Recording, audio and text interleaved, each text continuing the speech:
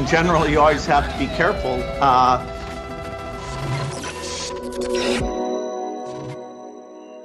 What's up, guys? It's your boy Benny. Mao Zedong said that all power emanates from the end of a gun. He was right.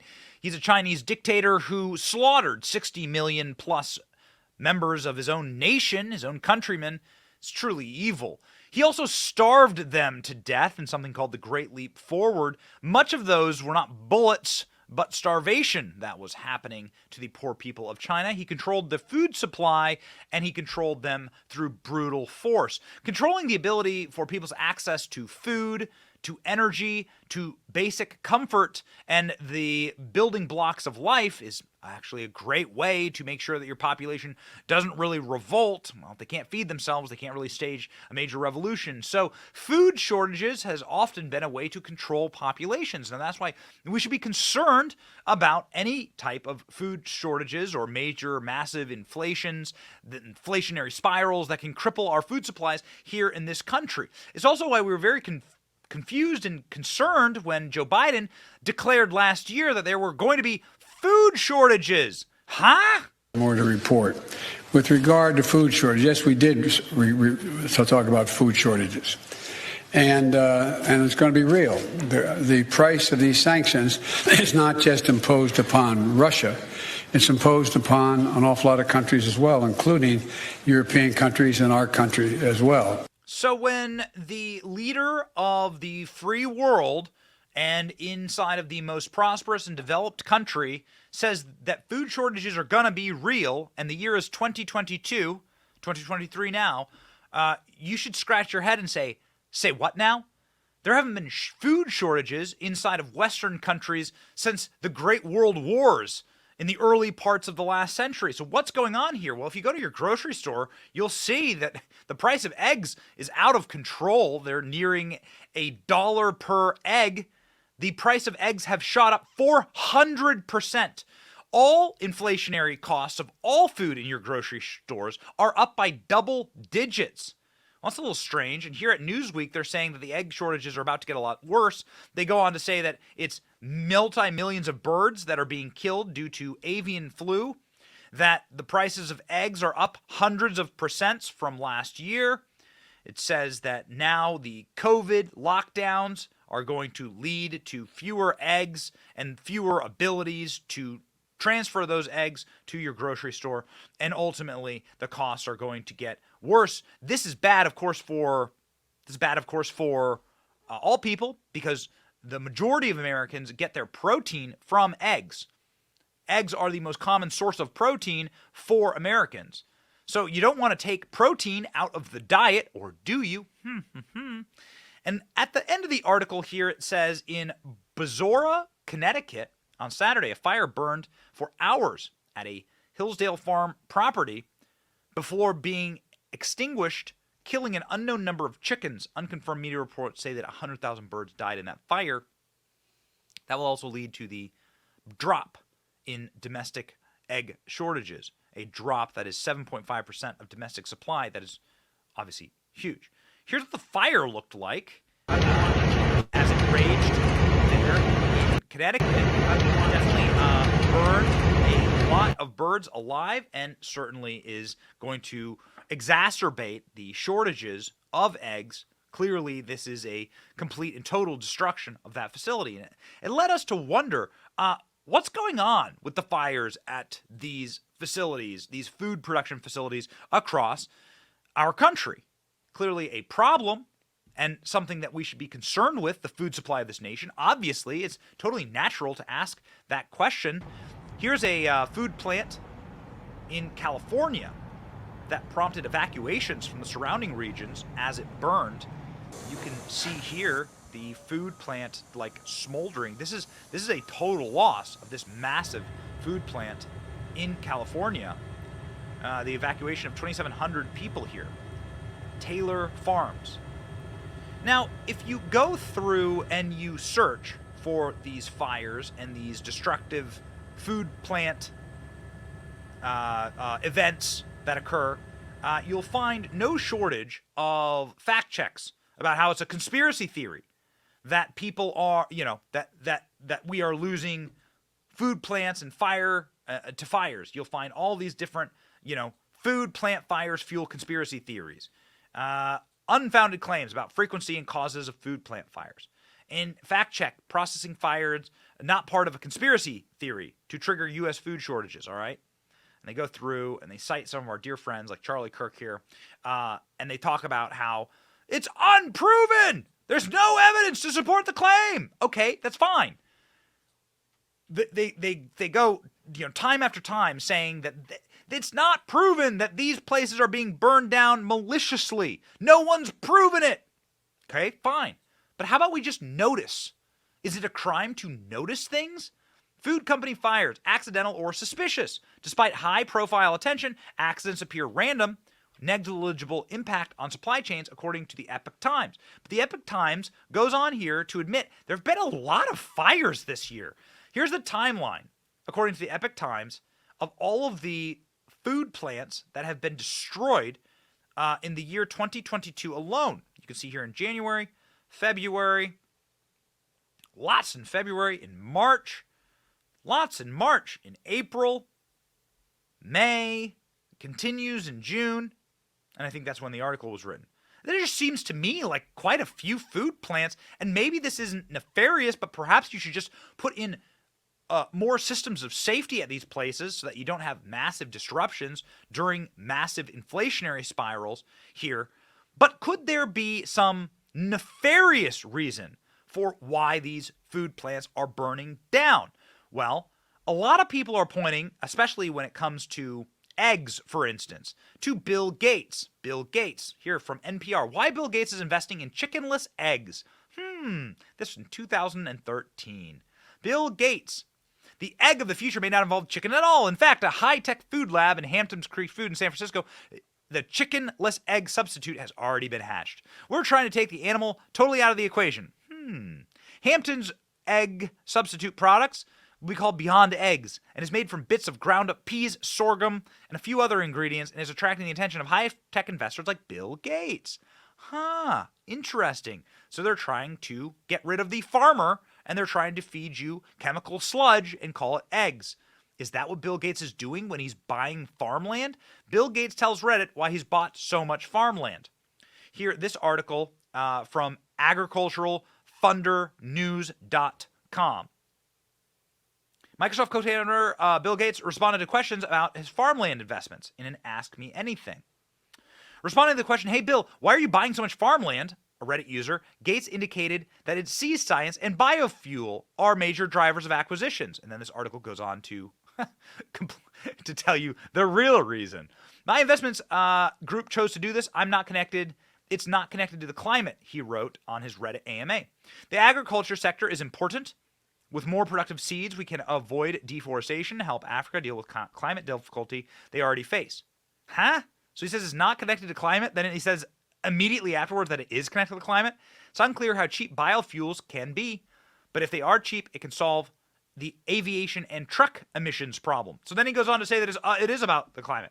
In January, U.S. Magazine, the Land Report revealed that Bill and Melinda Gates have amassed a largest portfolio of private farmland in the U.S. comprising 240,000 acres. This is part of a broader 269-acre land portfolio belonging to the couple. U.S. states' largest holdings, Louisiana, Arkansas, and Arizona.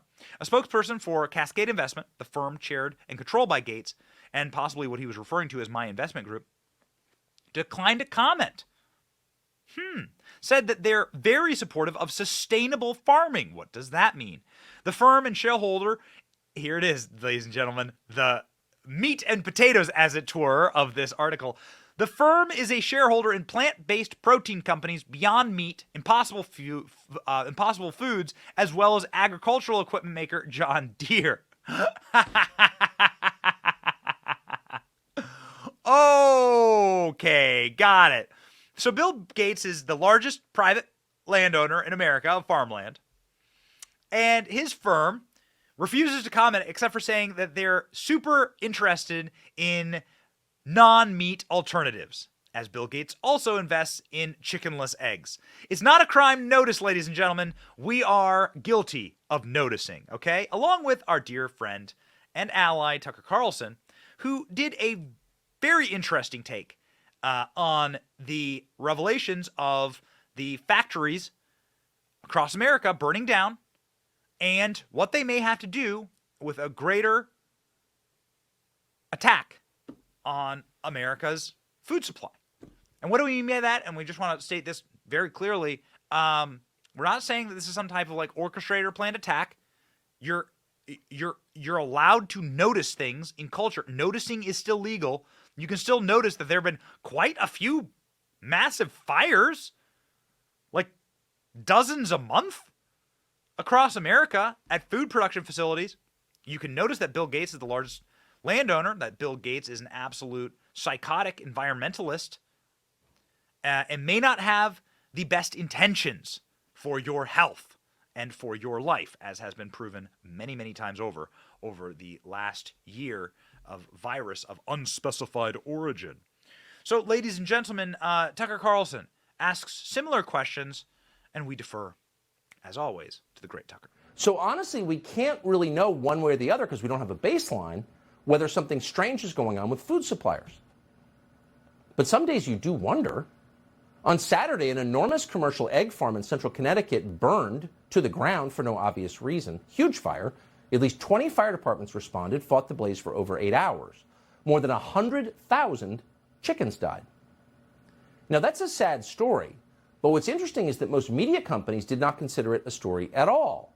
Weird, considering egg prices have become an actual problem for most Americans. Egg prices are up more than 100% in many places.